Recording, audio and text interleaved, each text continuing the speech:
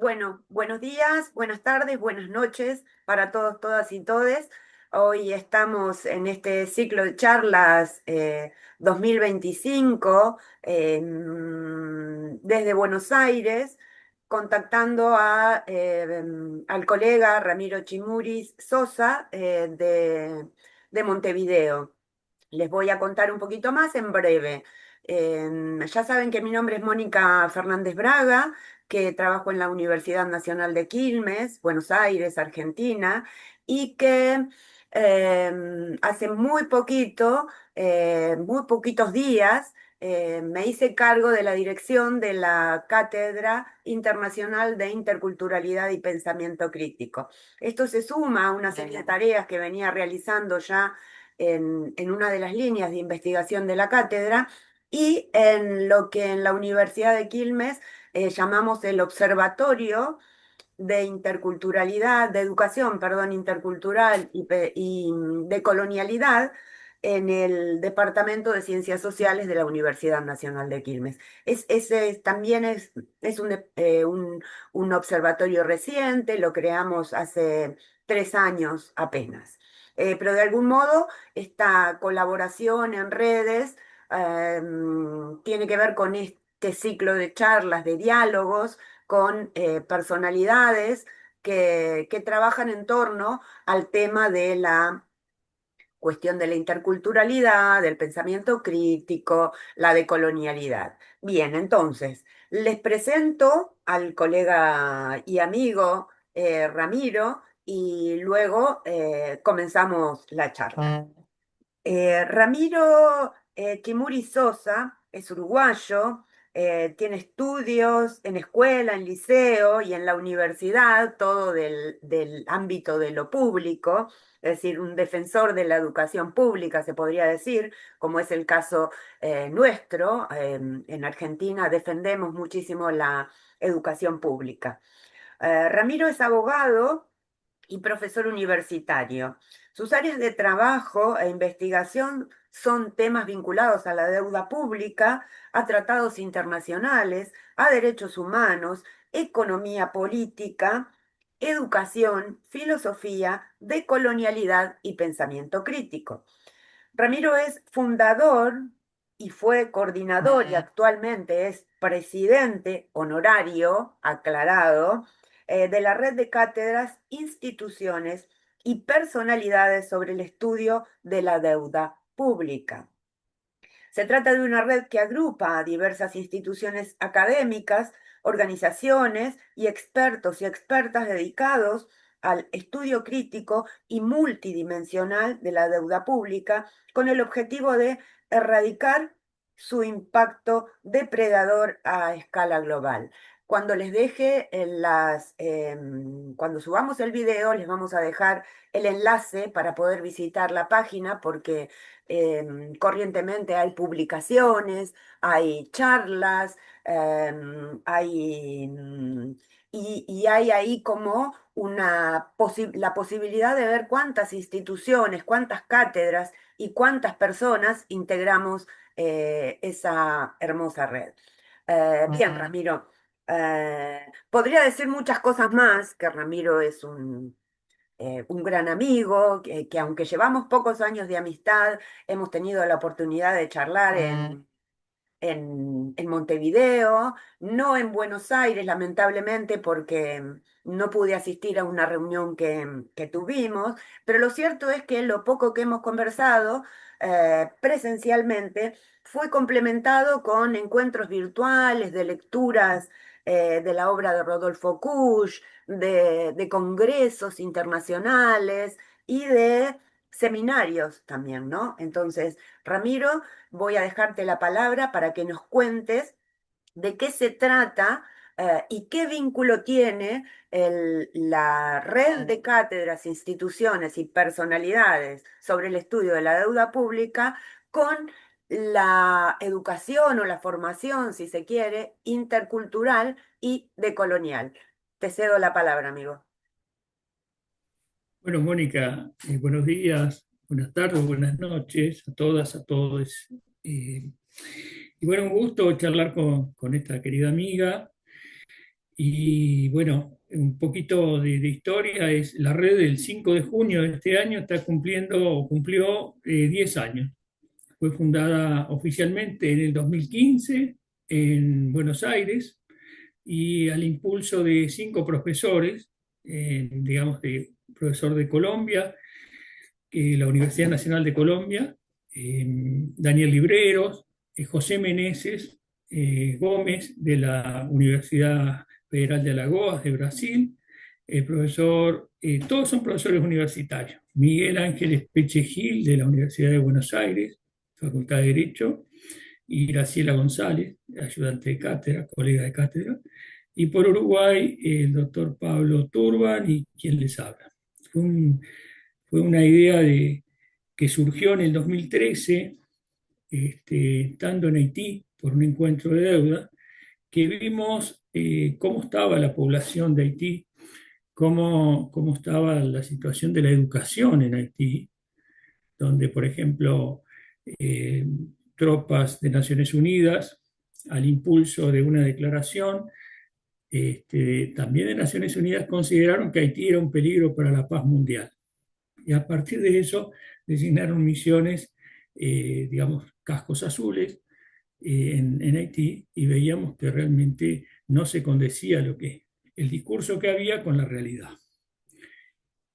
Para sorpresa nuestra, por ejemplo, las tropas argentinas estaban a cargo del hospital, pero el resto eran tropas militares que hacían su trabajo de control, de represión. Nosotros denominábamos que eran tropas de ocupación. ¿Tá? Lamentablemente, tropas latinoamericanas, pero también de otros países, de muchos otros países. Tal es así que, por ejemplo, eh, unas tropas que vinieron de Nepal trajeron el cólera, que no existía cólera, entonces no tenían anticuerpos en Haití, y murió gran parte de la población porque tienen un único río en la capital, Puerto Príncipe. Y bueno, esos impactos que muchas veces no vemos, que no estamos acostumbrados, y mucho menos un país caribeño, un país latinoamericano, con tropas de ocupación, para lo que significó Haití. 1804, primera República Negra, reforma agraria, y todo lo que significó desde el punto de vista de la colonialidad y las luchas de la independencia, ¿no? Entonces eso nos impactó, y nos impactó la dignidad del pueblo haitiano. A raíz de ahí dijimos, tenemos que hacer algo. Tenemos que conformar alguna acción que nos lleve a ver cómo se puede hacer cosas distintas. Por ejemplo, la educación primaria en Haití es privada. Entonces, cómo hacen para llegar a la educación universitaria esos niños si antes no pasan por primaria? Entonces, ¿qué hacen? Las familias haitianas que están fuera del país les mandaban por Western Union las reservas. Western Union era la única empresa que podía recibir dinero en el extranjero y enviárselo.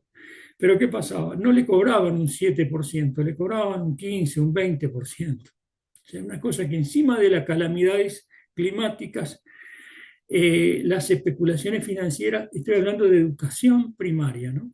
Entonces, a la mañana veías a los hermanitos mayores, o primero la mamá o el papá iban a buscar agua, el único río que hay, para bañarlos, dejarlos impecables, y luego los hermanos mayores llevando a sus hermanos menores a su colegio. ¿Ya?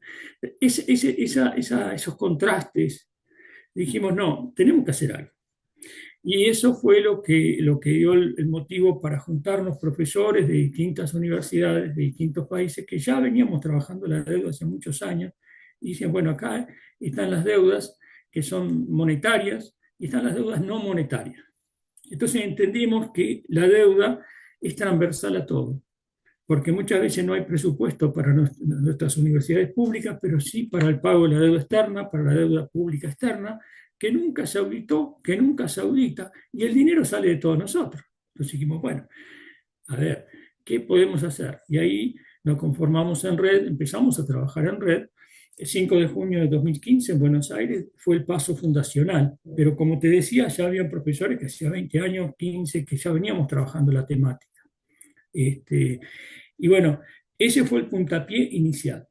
A partir de esa iniciativa se empezaron a hacer seminarios, congresos, bueno, algunos tú ya has participado, también dentro de los cursos, de distintos cursos de grado y de posgrado, incorporamos la temática de la deuda, ¿no? Con mucha resistencia. Esto me da pie también porque en Brasil ahora hay una serie de universidades, 3 o 4 universidades que son las más fuertes, que trabajan situaciones análogas a la esclavitud, que llaman en Brasil. Entonces, cómo el derecho del trabajo y los diferentes derechos humanos son afectados, aún en el siglo XXI, por temas de esclavitud. Entonces nosotros decíamos, bueno, pero acá también hay una deuda. Cuando hablamos de colonialidad, estamos hablando de las deudas de la esclavitud y situaciones análogas a la esclavitud, como lo reconoce la legislación brasileña. Entonces encontrás que son las deudas monetarias y las no monetarias, las que no están visibilizadas, las que están invisibilizadas. Entonces, desde el discurso, digamos, hegemónico, no se habla de eso, pero tenés no solo el trabajo, digo, las lecturas de los movimientos feministas, en el trabajo doméstico, por ejemplo, que dicen, bueno, eso no se cuenta, no está, o el trabajo precario, pero siempre la deuda con las mujeres. Entonces, una de las temáticas es feminismo y deuda. En la página de la red vas a ver que hay 2 libros que son elaborados por mujeres, editados por mujeres, las temáticas son de mujeres, ¿cómo las afecta? O sea, son actoras de esos procesos. Entonces entendíamos que tenía que haber voces que dijeran lo que les estaba pasando en distintos países. Entonces ahí vas a encontrar 33 autoras, no sé cuántos en el segundo libro, de 6, 7 países, latinoamericanos principalmente, pero también trabajamos con África, también trabajamos con Europa, porque entendemos que la afectación de los derechos es en todas partes del mundo, no es solo acá. Entonces, ese es el construir puentes y crear diálogos, ¿sí? Y bueno, a veces no es un discurso muy agradable, sobre todo para el sistema hegemónico, pero yo creo que la realidad se impone.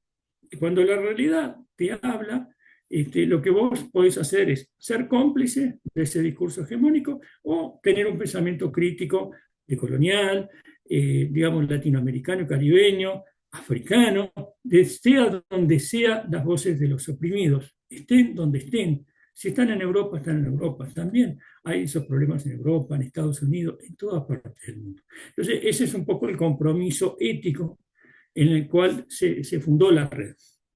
Y el otro tema que tiene que ver es con una práctica. En la práctica de la docencia, muchas veces estamos encasillados, ¿no?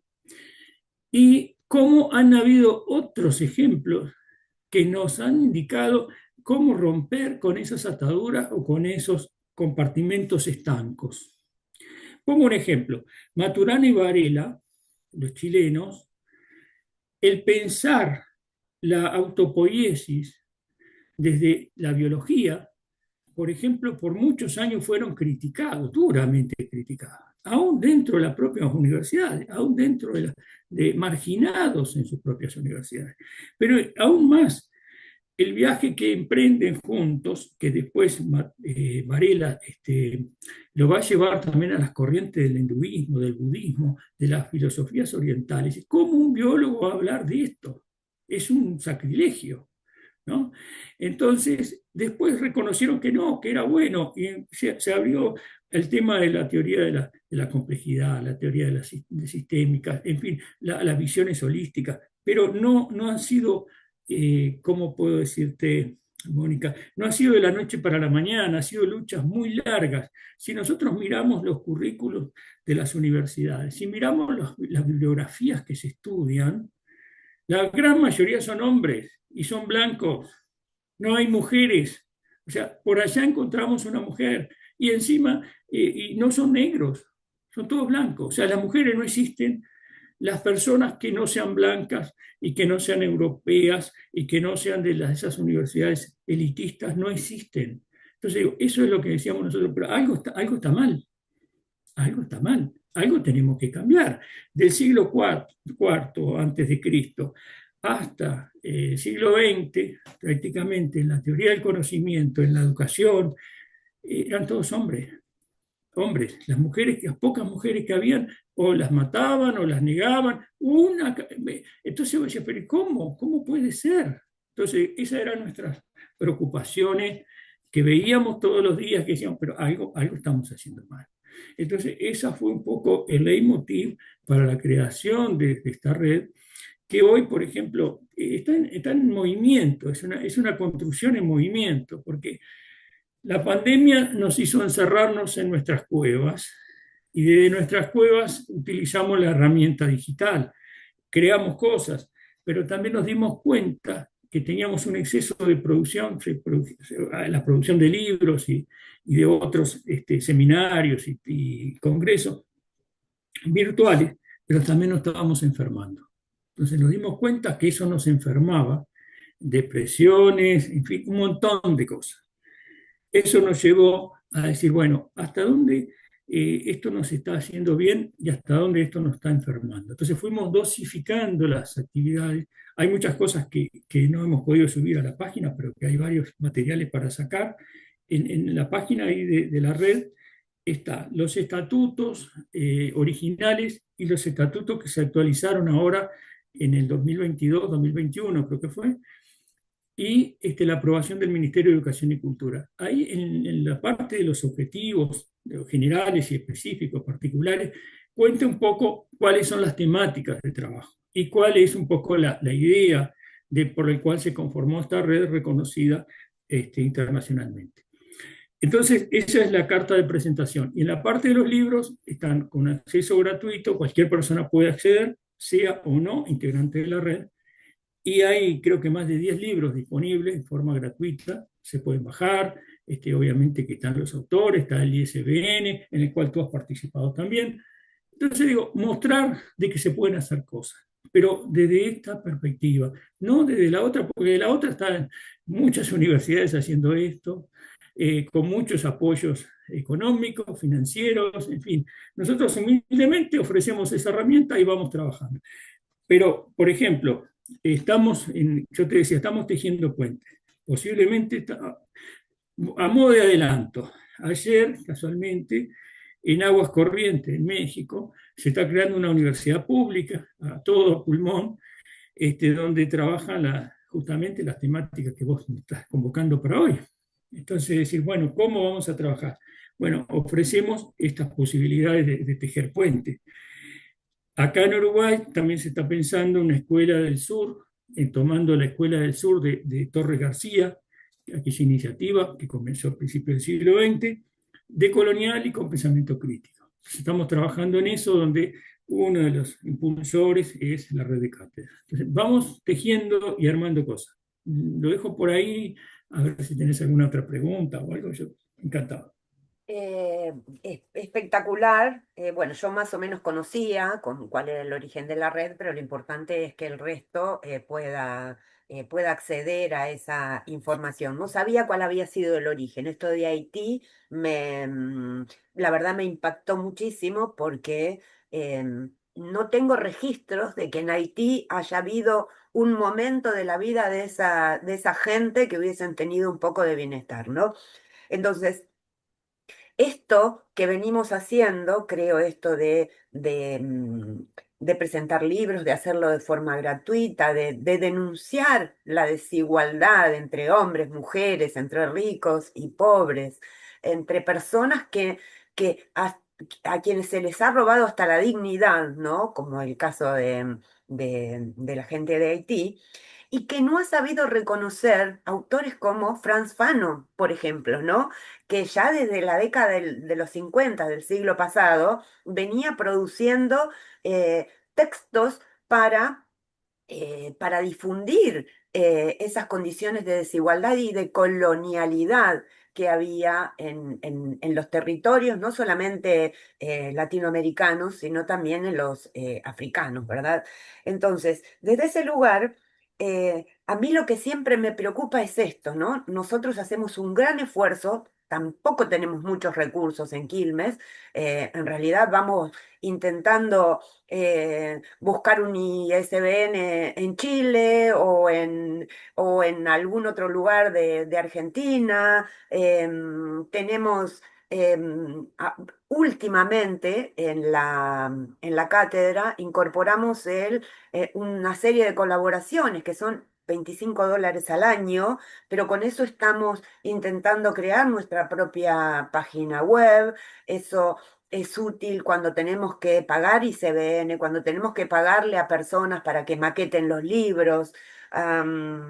Estamos trabajando para ver si podemos ampliar nuestro caudal de conocimientos eh, para resistir de algún modo, ¿no? Entonces, digo, yo fui anotando acá el tema vos mencionaste la teoría de la complejidad, ¿no? La teoría de la complejidad salta a la fama, si se quiere, porque la crea un europeo, siendo que nosotros, por ejemplo, Fanon y otros, Rodolfo Kusch, toda la teoría de la liberación, estuvieron trabajando a ver, la pluridiversidad de la que habla Dussel, aunque no es lo mismo, es una teoría de la complejidad.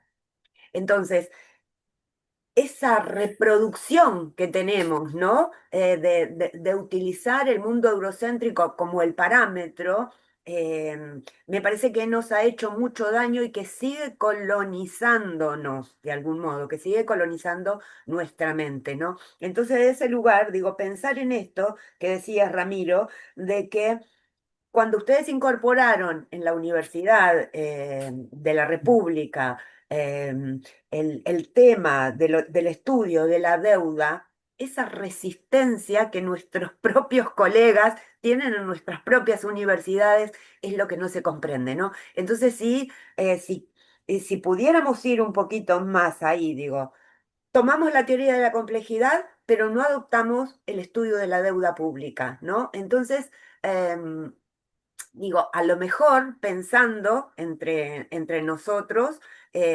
podemos intentar comprender por qué se dan estas resistencias, ¿no? Ahí iba mi inquietud. Sí, Mónica, brillante. Concuerdo contigo todo lo que dijiste. Mira, a mí siempre ¿cómo te puedo decir? Me generaba ciertos malestares, porque ¿cómo me acerco a la deuda en el caso concreto mío? Me acerco por una realidad concreta de mis padres, de mi familia, que yo vengo de un pueblo del interior, una ciudad pequeña, Trinidad, departamento de Flores, en Uruguay, casi en el centro del país, donde en el año 82 se da un fenómeno de crisis a nivel país, sobre todo en el sector agro, y impactó en las clases de menores recursos. Entonces, ¿cómo uno de los canales que yo vi sin saber este tema de la deuda era el alto número de suicidios que había? Antes de que se genere una crisis económica, siempre uno de los factores son los suicidios. Vos estudias siempre y vas a encontrar un alto número de suicidios. Aparte de lo económico, el impacto social, el impacto, digamos, en una población pequeña, donde todo el mundo se conoce, este número de casos de suicidio que se empezaban a dar. Entonces, eso impactó directamente. Porque una cosa es cuando a vos te cuentan una historia y otra cosa cuando vos leís una historia y otra cuando la vivís. ¿Tá? Entonces, cuando vos vivís eso, tomás conciencia de qué es lo que está pasando o algo no está funcionando bien. Entonces, el acercamiento al tema de la deuda aparece ahí. Me toca muy de cerca siendo un adolescente prácticamente. Entonces yo lo que veía era de que esas personas que han tenido contacto con esa realidad, que la han vivido a nivel familiar o a nivel directo o indirectamente, van encontrando o buscando respuestas a ella. Por eso cuando llegamos a la universidad ya llegábamos con una parte conocida o por lo menos que nos hacía ruido. La universidad, como vos bien decís, normalmente busca esos paradigmas fuera. ¿Eh? Va a buscar los paradigmas siempre afuera, nunca adentro. Nunca nos vamos a mirar a nosotros. Y ahí traigo de vuelta a Torres García. Su frase más famosa es nuestro norte es el sur. Joaquín Torres García, pintor, escultor, de madre uruguaya y padre español, va a Europa, va a España, pinta y se estudia con Picasso, pero dice, este no es mi arte, yo no soy de aquí. Va a Nueva York, y bueno, este no es mi arte, este no es, no, yo no pertenezco aquí. Prueba suerte en Italia, tampoco. Y cuando llega a Uruguay, a Montevideo, de donde había salido, dice, bueno, no, no, acá este es mi lugar, vamos a hacer un arte constructivo. Y ahí empieza a crear las categorías para poder pensarnos desde el sur, no desde el norte. Nuestro norte es el sur. Y otra cosa muy linda que dice Torre García es, tenemos que aprender a mirarnos a nuestros ojos. O sea, te estoy hablando de hace muchos años atrás, principios de 1900. Entonces digo, ¿cómo eso nos va generando que había gente que tenía pensamientos decoloniales, pensamientos críticos? Esas voces siempre han estado. Nuestras mujeres, recorrer América Latina y escucharlas y aprender de ellas es de una riqueza extraordinaria. Solamente escuchar, mirar y escuchar, ni siquiera hablar. Entonces, ¿qué pasa? Nuestras universidades, lamentablemente, van a tomar estos conocimientos como saberes, artesanías, pero de segundo nivel, de tercer nivel, de cuarto, nunca como conocimiento, o muy pocas ocasiones como conocimiento. Tú que has estado, sos una seguidora de la obra de Rodolfo Puig, imaginarse que en la casa de Rodolfo Puig, Gunther Rodolfo Puig, en Maimará, hay una biblioteca tan extraordinaria, en momentos donde no había internet, donde no habían aparatos celulares, donde no habían estos distractores que tenemos hoy, crear desde ese lugar, con esa cantidad de libros tan extraordinarios, tan diversos, es lo que dicen, bueno, miren, se pueden hacer cosas, ¿no? Digo, un autor, Lelia González, en Brasil, que ha sido prácticamente negada, cada tanto se levanta una bandera, pero Lelia González, hasta que las grandes pop feministas norteamericanas han dicho, pero ustedes tienen en Brasil una Lelia González, por favor, fundadora del PT también. Bueno, ni siquiera han logrado ser reconocidas en sus propios países. Pero ahí esos puntos de conexión que te decía es muy importante, porque tenemos esos conocimientos y esos saberes. A mí me hace mucho ruido. En la filosofía, por ejemplo, Heidegger en Alemania, y todos los filósofos italianos, sobre todo miraba las currículas, cómo los italianos del norte quieren parecerse a los alemanes, y miraban qué autores están leyendo Heidegger, y están leyendo todo temas de individualismo, ¿no? Cuando hace más de 3.000 años, acá, en nuestros territorios, las comunidades decían, no pensemos más en el yo, pensemos en nosotros, en el nosotros. Recién ahora se está dando por todos lados que aparece la comunidad, comunidad, comunidad, comunidad, comunidad. Y dice, pero eso no es nuevo, es nuestra existencia de toda la vida. Y vos hablabas algo de la complejidad, incluso te digo más de la física cuántica. En una de estas recorridas en Córdoba, en unos encuentros de Puig, me encontré con un hermano, Pablo Gramajo, de una comunidad de pueblos originarios. Para nosotros, dice, el tema de la física cuántica no es ajeno. Ah, no, contame un poquito. Bueno, mira, nosotros desde chicos nos contaban historias que teníamos nuestros abuelos voladores. Ah, ¿cómo es eso? Sí, el abuelo estaba tal día, acá en la comunidad, pero en otra comunidad estaban haciendo un nieto de él, y el abuelo estaba aquí y en la otra comunidad, lo cual era fantástico. Y si nosotros lo escuchábamos, es muy común para nosotros. ¿tá? Esas cosmogonías, esas cosmologías, incluso hasta del tiempo circular, esas visiones de tiempo circular, es muy común en nuestros pueblos, en América Latina, no solo en América Latina. Esa filosofía griega, si no hubiesen tenido las bases de la filosofía africana, nosotros conocemos la filosofía helénica, pero hasta los propios helénicos dicen, bueno, no, pero tomamos de los pueblos de África. Y no sabemos nada de la matemática africana, ni de la filosofía africana, ni de la geografía africana.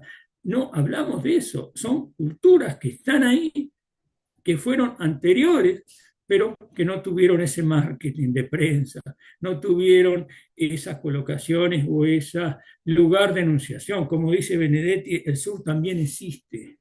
El norte es el que manda, pero acá abajo hacemos muchas cosas. Entonces digo, reivindicar esos temas, ir a la raíz de identificar cuáles son esas autoras y autores negados, sistemáticamente negados, es un poco la labor que nosotros pretendemos, tejer esos puentes, es decir, pero en vez de ir a buscar afuera, busquemos a una Silvia Rivera Cusicanqui, a tantas y tantos que hay.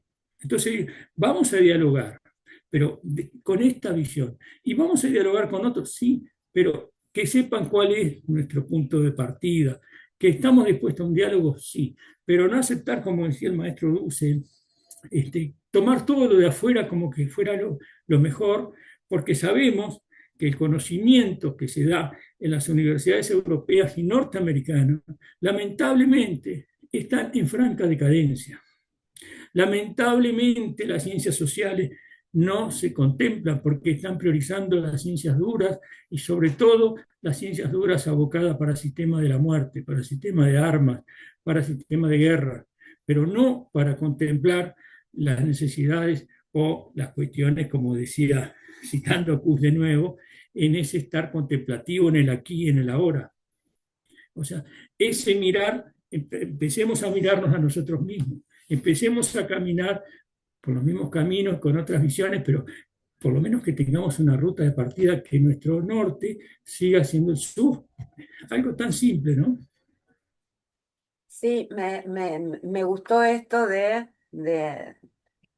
que mencionabas de Kush, ¿no? Esto del estar aquí y ahora y de pensarnos a nosotros mismos y a nosotras mismas, lo diría Kush así en este momento, ¿no?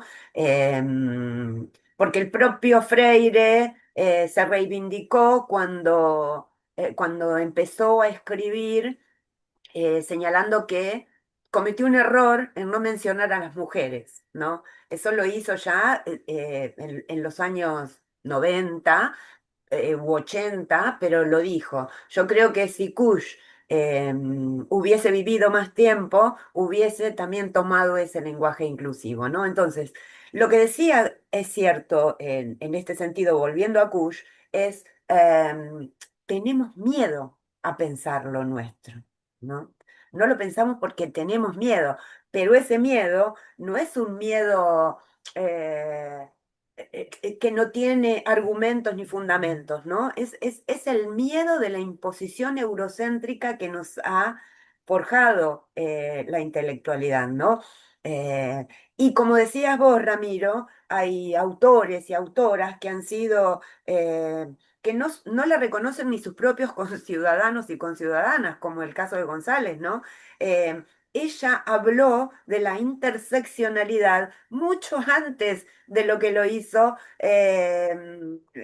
ay, se me fue el nombre ahora de la estadounidense, una persona negra, afrodescendiente, que en cualquier momento va a venir su nombre, pero muy incorporada a los feminismos nuestroamericanos. Y nos olvidamos, Audre Lorde, ahí vino. Audre Lorde, que es encantadora, es encantador todo lo que escribe, pero sin embargo lo hace de modo posterior a los escritos de Leila, ¿no? Entonces, desde ese lugar, me parece que tenemos que equipararlo, como decías vos, ¿no? No digo que tiremos todo lo eurocéntrico porque somos en algún punto de vista un poco eurocéntricos, en el pensar sobre todo, pero sí por lo menos buscar un equilibrio, ¿no? Eh, hace un mes, 2 meses, un colega de la UBA armó un programa para un curso de doctorado y en la evaluación lo que le devuelven es que necesita incorporar más mujeres al programa, que no hay equilibrio de género, no hay paridad de género. Entonces digo, bien, porque de algún modo estamos, ¿no? Haciendo un pequeño esfuerzo. Son granitos de arena, pero que colaboran con esto de trabajar desde el punto de vista más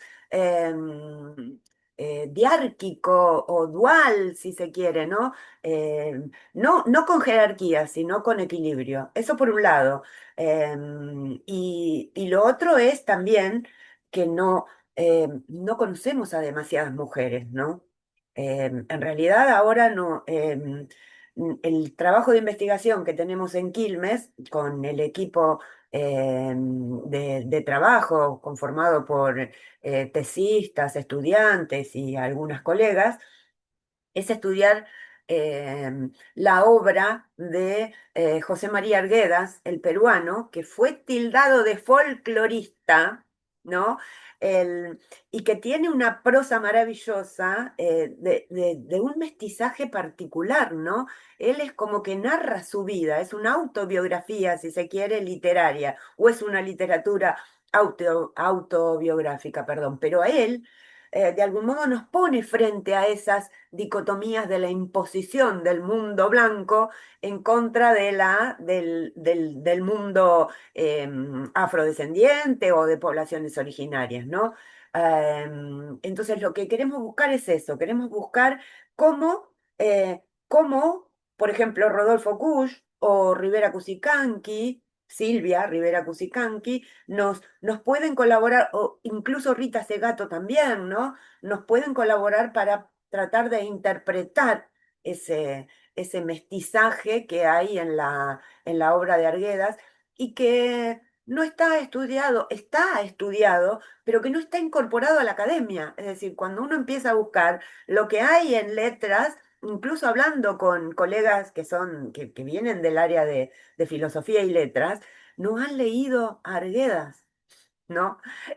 Entonces me parece que y así como Arguedas, tantos otros, ¿no? Hay una colega de la Universidad de La Plata que escribió un libro que tengo por acá, si mal no recuerdo, impactante. Se llama En busca de la alteridad perdida. Y lo que hace es trabajar con indigenismos y mestizaje en Argentina en siglos anteriores, ¿no? Cómo había autores autores, básicamente hombres, que trataban de incorporar el conocimiento de las poblaciones originarias, em, pero que eran rechazados por sus propios colegas, ¿no? Entonces, claro, son muchos siglos de imposición eurocéntrica y con todo eso tenemos que luchar, pero vamos a salir adelante, porque hay una serie de trabajos que están surgiendo y que resultan interesantes, ¿no? Entonces, en ese sentido,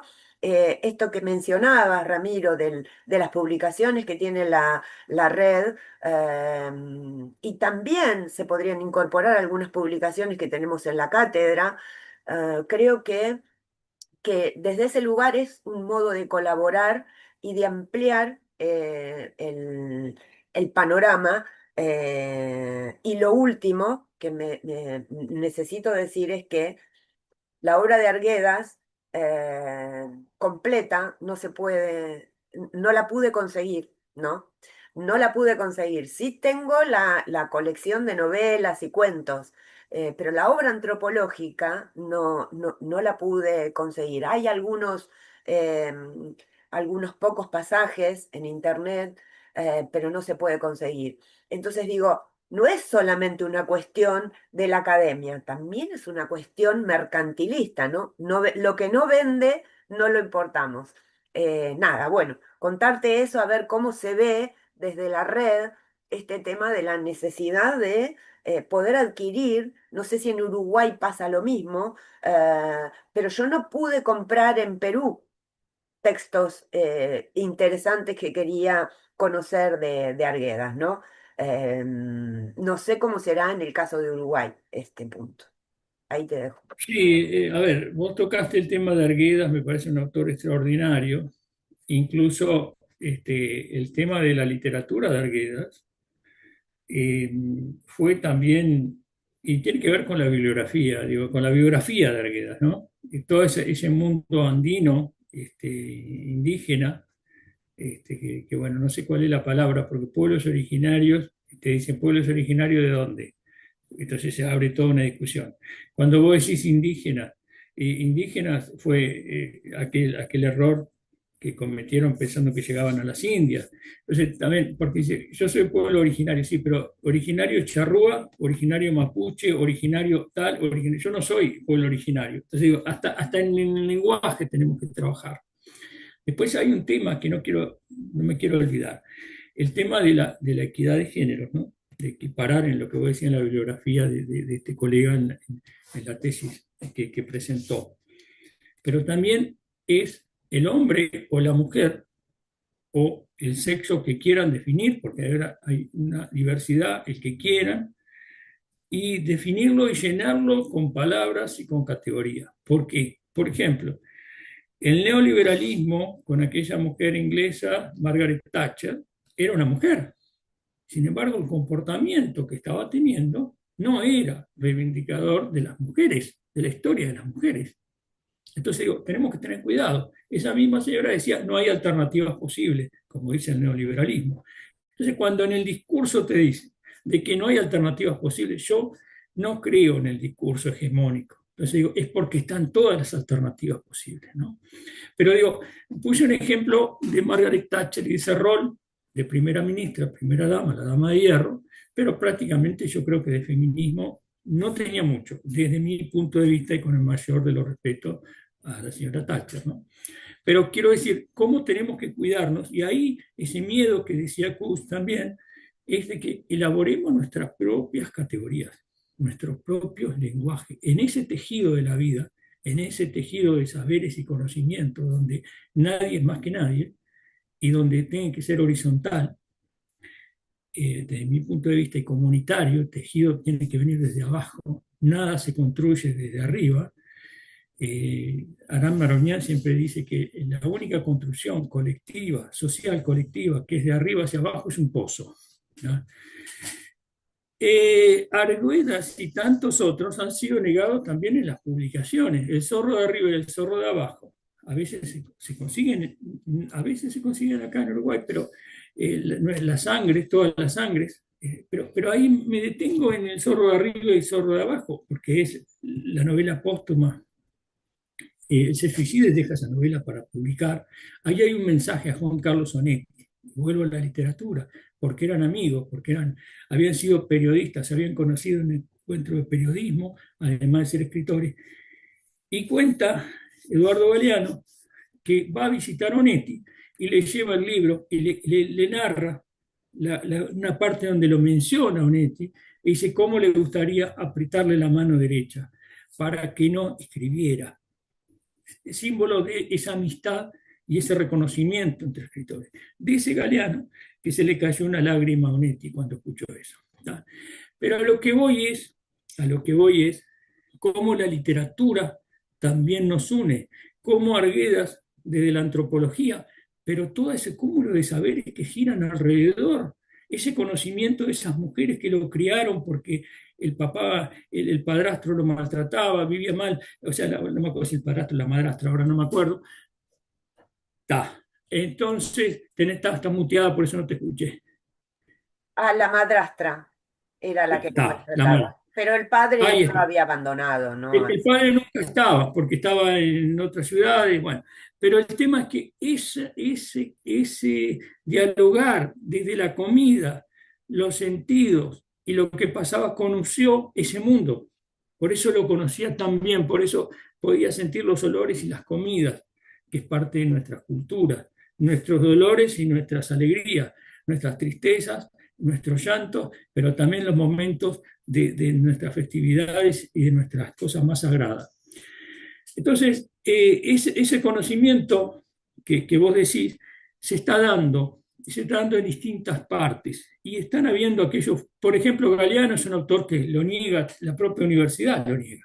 En Uruguay tampoco es reconocido dentro de la Universidad Galeano. ¿Ah? No sé, podemos nombrar tantos y tantas,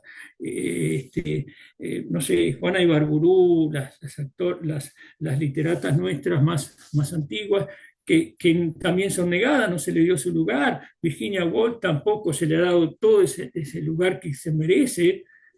Digamos, yo no digo que no se le dé lugar, se le dé más lugar, porque digo, en vez de ir a buscarnos, a buscar esos conocimientos que están afuera, también tenemos que conocer los conocimientos nuestros. Entonces me parece que ahí hay un trabajo de categorías que tenemos que redefinirnos, repensarnos entre todos y todas y todes y empezar a caminar juntos. Digo, se están haciendo cosas hermosísimas. Nosotros ahora tuvimos un congreso de la red por los 10 años en Cuba, en La Habana. Eran los 297 años de la Universidad de La Habana y dentro de ese Saber UH, Saber Universidad de La Habana 2025, hicimos un seminario de la red con la gente de economía de la Universidad de La Habana, del Centro de Economía Internacional. Y ahí aprendimos, estuvimos en contacto, vimos otras culturas, había gente de muchos países. Ese intercambio cultural o intercultural es fundamental. Entonces digo, nos enriquece cada viaje. Otros colegas fueron después a Bogotá, que era la reunión de Claxo, y en paralelo tenían otras actividades. Entonces también fue otro punto de encuentro. Ahora en Porto Alegre también hay otras jornadas y a fin de año en Recife y en Alagoas, en Brasil también. En la temática es encuentro de culturas, una de las temáticas. La otra es qué significó la esclavitud en nuestra América, no solo en Brasil, sino en toda nuestra América. Entonces digo, ¿cómo tenemos que aprender un poco también qué pasó con la esclavitud en Australia, por ejemplo, que no sabemos mucho o no sabemos prácticamente nada? Ese diálogo, eso tiene que ser permanente. Y yo creo que ahí es una tarea bueno, que para nosotros es uno de los ejes de trabajo, ¿no? El tema de las publicaciones. Tenemos algunas publicaciones que las sacamos con editoriales en Italia, porque nos dijeron, miren, ustedes han sido generosos con nosotros tantas veces que ahora nos toca ser generosos a nosotros. Entonces digo, es un ida y vuelta, es un construir. Entonces creo que se están dando esas aperturas y esos diálogos, pero además de que se están dando, existen, pero no son publicados en la gran prensa. Entonces no sabemos qué están haciendo en Chile, en el norte de Chile o en el sur de Chile, o no sabemos qué están haciendo en la Patagonia Argentina, pero hay universidades que están trabajando. Entonces ese diálogo, esas aperturas son fundamentales. Y una cosa que desde lo pedagógico que me quedó, a mí me interesa muchísimo el tema de la... He aprendido mucho en las mesas de exámenes. En las mesas de exámenes, cuando vas a dar el examen, cómo te evalúan los profesores en un lugar y en otro. Cómo te evalúan en el norte de Italia o en el sur de Italia. Cómo te evalúan en el norte de España o en el sur de España. Cómo te evalúan en Brasil, en el nordeste de Brasil y en el sudeste de Brasil. Entonces vas a ver cómo cambia. Estamos hablando del mismo país, el mismo modelo, pero culturalmente hay como microregiones, microhistorias y microformas de evaluar ese aprendizaje y esa nota. Si no, en una tesis doctoral, si no tenés menos de 250 páginas, no te la leen, ¿no? No te la evalúan, no te la toman en cuenta. Entonces, voy a decir, pero ¿cómo? Yo puedo escribir 4.500 páginas, estar excedido, pero no decir nada que sea relevante. Y sin embargo, en 200 páginas puedo decir algo que sea relevante, o a veces menos, pero hasta en esas pequeñas cosas. Entonces vos, por ejemplo, le prohibiste a un candidato a doctorado o a mestre, o lo sometiste a un examen riguroso para después decirle, tienes que escribir más. Y a veces no va en escribir más, va en el contenido, en la forma, a qué apunta, si está dentro o fuera del tema. Entonces, eso me parece algo que es maravilloso. ¿Por qué? Porque replicamos nuevamente esos modelos culturales exógenos, ¿no? Que son importados, incluso algunos de esos modelos ya han caducado, ya ni se aplican más, pero los repetimos. Tengo profesores que me decían, mirá, nosotros estamos repitiendo modelos de economía política, de los años 50 en Estados Unidos, que no se aplican más ni siquiera dentro de Estados Unidos. Pero nosotros como profesores tenemos que darlo porque si no perdemos nuestro trabajo. Yo digo, pero estás enseñando cosas que ya no se aplican más, estás repitiendo cosas que vos mismo me decís que ya no se aplican ni siquiera en el país donde las crearon. Dice, sí, pero forma parte de la currícula y lo tengo que dar. Entonces digo, ese tipo de cosas nos encontramos Es decir, bueno, vamos a empezar a pensarnos y a ser más sinceros